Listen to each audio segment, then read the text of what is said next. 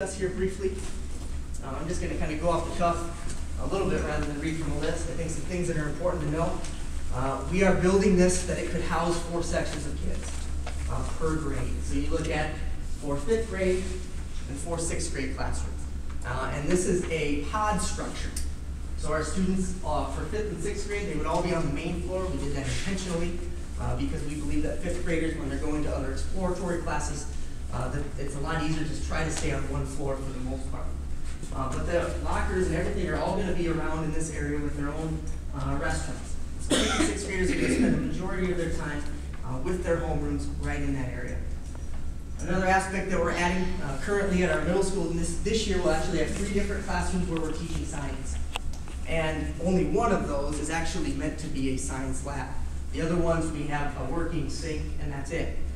What we get here with this design, we have 1 dedicated science lab. If we go 4 sections per grade, we would want to have a science room for every single grade.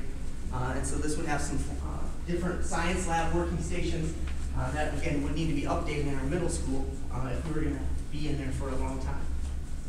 This also has a very nice resource room area. So this would be serving our special education students. We are currently 35 students at our middle school that have special education needs.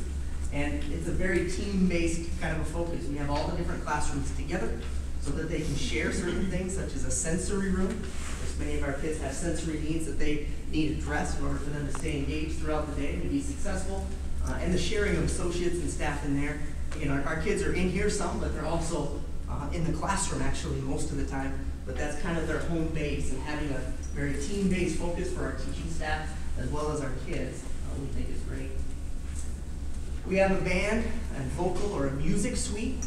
Again, I mentioned before that our current middle school, we have 1 band room. This will actually have spaces for a band and a vocal room, as well as some additional spaces for office as well as practice room, and they're separated out. So there's a separate entrance that will be there for kids that are just coming in for practice, or if there's, for instance, vocal going on in the one of the rooms, they can enter a separate area to go in for practice, something that we don't currently have. Another really intriguing thing about being here is every time we have a concert, we bus multiple groups of kids down to the high school so they can practice in the auditorium. We think it's pretty cool that our kids would just be able to walk down the hall here and we don't have to lose that time. I know some of our teachers will appreciate not having what feels like somewhat a wasted day in those kind of situations. Also, there's reading rooms on both levels. Small group reading, focused reading at their level is a huge part of our school, and we think that equipping great readers is something that we've gotten pretty good at, and we've got some good teachers doing that. We struggle with that right now. In fact, one of our reading rooms this year is turned into a special education room. We'll have reading outside in one of our only outdoor classroom, if you will, this year. But having dedicated reading spaces on both levels will allow us to use that space for those individual reading and other breakout spaces as we go.